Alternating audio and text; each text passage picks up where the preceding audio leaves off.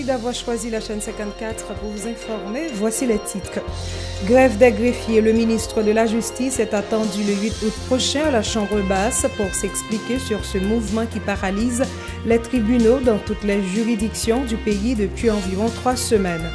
Absence d'un médecin à l'hôpital de l'Université d'État d'Haïti, des enfants souffrant d'ostéomyélite et attendant d'être opérés appellent à la sensibilité des médecins et à la diligence des autorités compétentes. Vive panique au quartier de Delma 75 depuis jeudi soir.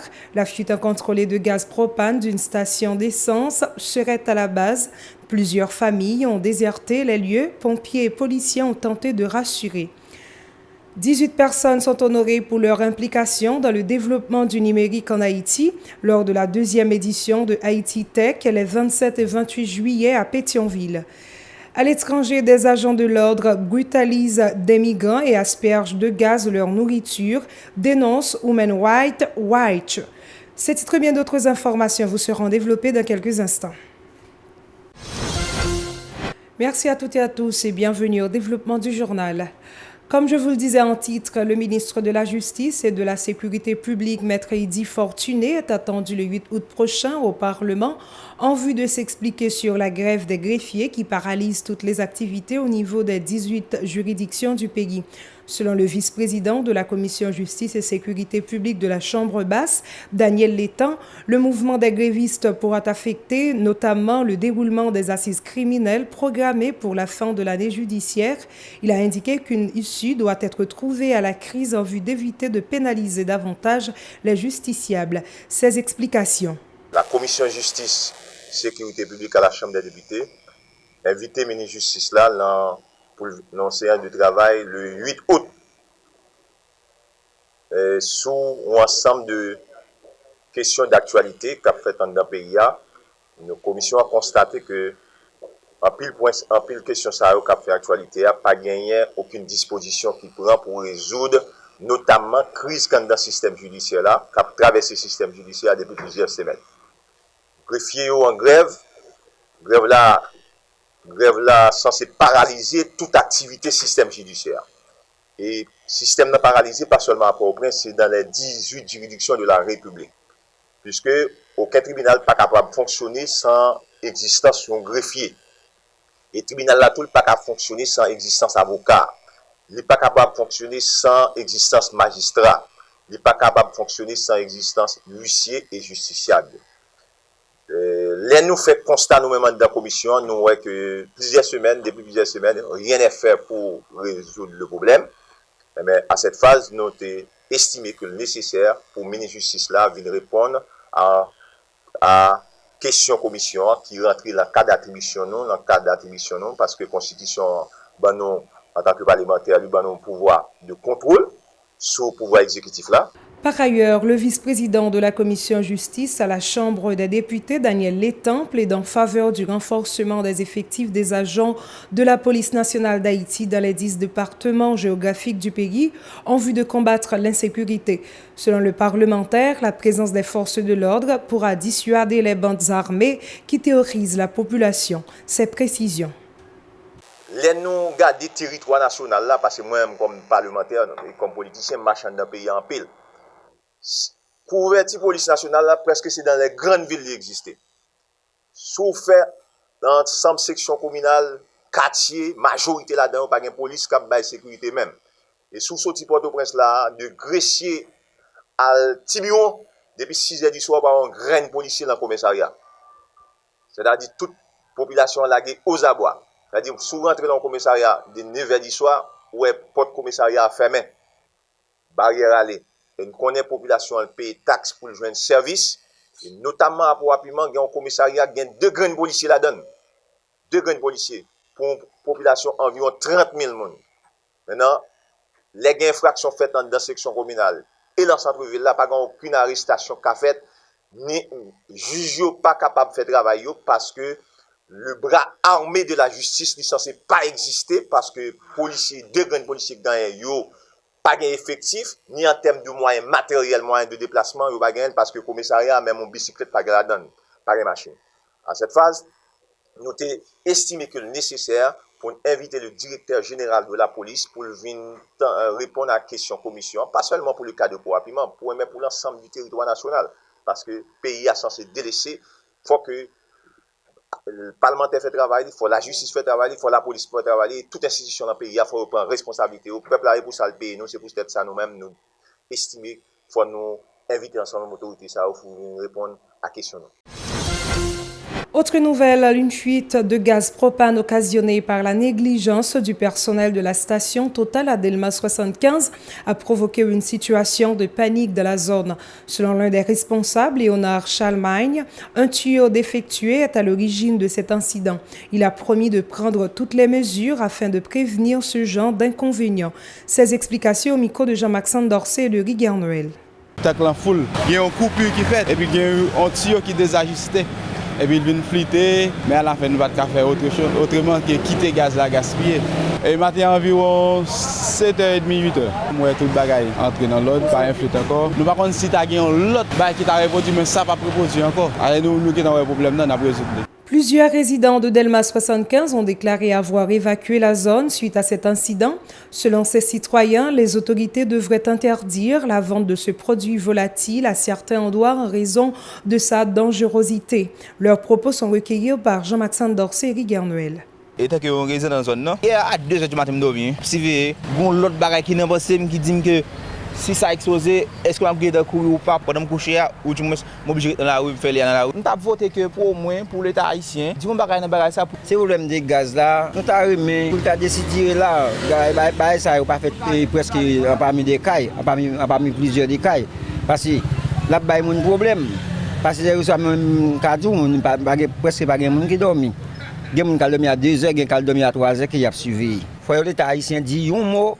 C'est que la trois prénoms. Regardez vraiment, moi c'est dans le plan. Il y a une valve qui pète. Et puis pas de personne qui a réparé, c'est ça le problème. Moi-même, c'est qu'on y a m'apprendre la caméra, moi j'ai dormi dehors. Dieu sauve la vie nous et puis comme nous très près tout le monde qui est dans la zone, nous sommes obligés de prendre mesure pour surveiller que ça arrive. Il n'est pas bon du tout parce qu'on n'a pas de gaz propane qui n'a mis temps ou côté monde rete. Il méritait que yo retiré la zone parce que il pas bien. Nous enchaînons avec ce SOS des enfants hospitalisés dans le département orthopédie de l'hôpital de l'Université d'État d'Haïti.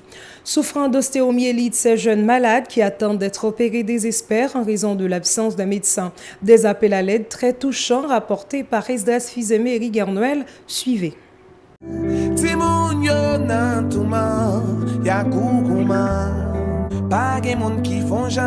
La petite Nedji Pierre souffre d'une infection des os. Après avoir fréquenté sans succès plusieurs hôpitaux privés de la capitale, ses parents se sont référés au plus grand centre hospitalier public de la capitale. Ici, elle est hospitalisée depuis tantôt 2 mois. Son état qui commençait à s'améliorer s'est aggravé suite au mouvement des grévistes. Aujourd'hui, la fillette qui espérait une amélioration de sa situation voit son calvaire se poursuivre en raison de l'absence des médecins. 2 mois depuis là, mais pour grave là, lever pour docteur a fonctionné pour m'opérer parce que je me opéré en septembre là pour mal l'école. Comment c'est jeune docteur mais t'es venu en grève docteur pas de venir. Convaincus que leur innocence touchera la conscience des autorités concernées, ces jeunes malades insistent pour parler à la place de leurs parents. Mackenley Pierre, 11 ans, qui attend de se faire opérer depuis 1 mois, implore les médecins de reprendre du service. Quand je souffre, je n'ai pas de solution. Et solution besoin pour Pierre. 11 ans. 11 ans? Oui. Quelle classe fait? 3e année. Je vais changer bagaille. Impatients de guérir pour retrouver les amis et retourner à l'école, ces enfants malades espèrent que les responsables trouveront une issue rapide à cette crise. À chaque fois pour opérer, il y a un problème. Là, pas problème toile, c'est problème. Docteur, pas assez de docteurs pour opérer. Depuis 4 minutes là, plus c'était lever grève dans l'hôpital là, grève là vient lever, il dit à opérer nous dans la semaine là, mais n'a pas yo, pour nous ça abdine. Pour ranger bah dans opération pour nous qu'à opérer pour nous te là que l'école pas ouverte. Chine t'es écrasé dans bah opération qui fait beaucoup qu'à opérer, mais yo dit dans semaine là qu'à opérer n'a pas pour nous ça faire. L'Organisation mondiale de la santé classe le droit à la santé parmi les droits fondamentaux de tout être humain. Plusieurs articles de la Convention internationale des droits de l'enfant stipulent que chaque enfant a droit à un niveau de vie suffisant et à jouir du meilleur état de santé possible.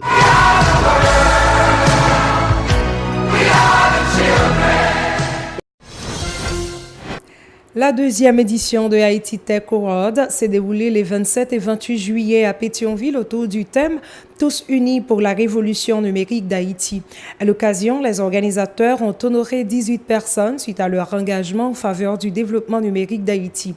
Selon l'initiateur de cette activité, Henri Robert Beausejour, un programme intitulé d'Haïti numérique 2030 est sur le point d'être en vue du renforcement du secteur numérique dans le pays. Ces déclarations au micro de Jean-Maxime Dorsey et Eric Garnuel.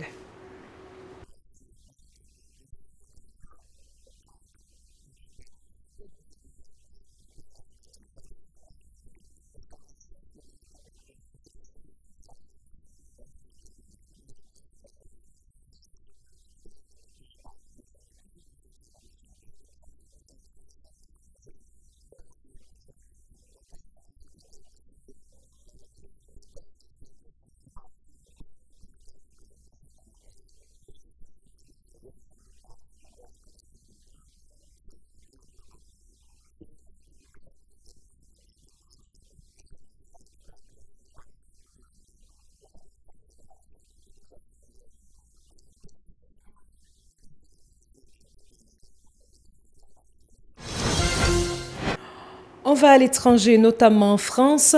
L'organisation non gouvernementale Human Rights Watch dénonce les actes de violence exercés à Calais par la police à l'encontre de nombreux migrants.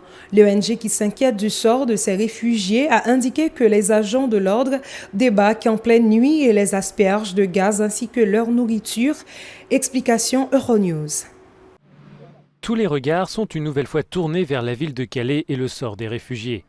Dans un rapport, l'ONG Human Rights Watch dénonce les abus commis par la police contre les migrants restés sur place après le démantèlement de la jungle.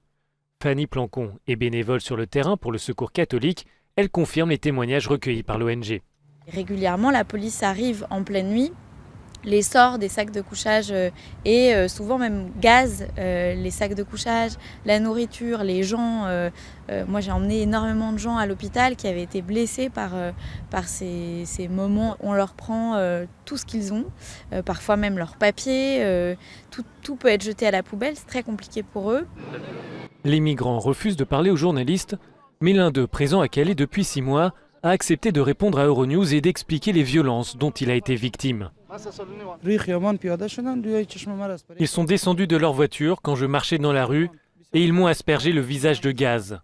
Je ne voyais rien et je me suis presque fait percuter par une voiture parce que j'avais la tête qui tournait. Pourtant, je n'avais pas commis quelque chose d'illégal. Je marchais dans la rue, je n'étais pas dans une zone interdite ou dans une voiture. J'ai des amis qui se sont fait tabasser plusieurs fois. Il y en a certains qui sont toujours à l'hôpital. Dans son rapport, Human Rights Watch fait état d'usage de gaz poivre par la police à l'encontre des migrants. L'ONG relate aussi la confiscation des sacs de couchage, des couvertures et des vêtements. Pour Fanny Plancon, ces abus portent aussi atteinte à l'image de la France.